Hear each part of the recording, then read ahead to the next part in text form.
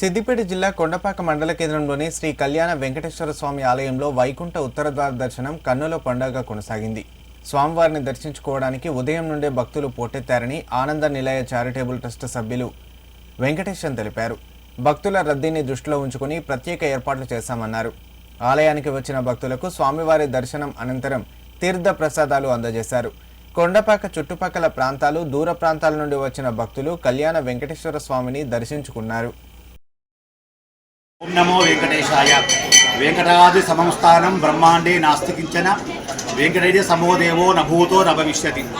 మన ఆనందనీయ క్షేత్రంలో శ్రీ పద్మావతి గోదాదేవి సమేత శ్రీ కళ్యాణ వెంకటేశ్వర స్వామి వారికి ఈరోజు ఉత్తర ద్వార దర్శనం ముక్కోటేగా సందర్భంగా వచ్చినటువంటి వేలాది మంది భక్తుల ద్వారా స్వామివారికి మహా కన్నుల పండుగ కార్యక్రమం జరుగుతుంది.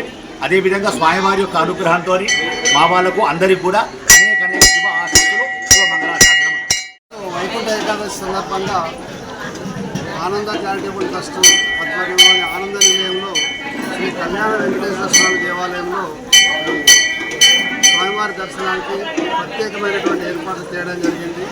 చాలామంది భక్తులు స్వామివారిని దర్శించుకుంటున్నారు. ఈ ప్రాంతంలో ప్రత్యేకమైనటువంటి స్థలంలో ఉన్నటువంటి ఆలయానికి భక్తులు గత సంవత్సరం కంటే విపరీతంగా పోటెత్తి వచ్చినారు.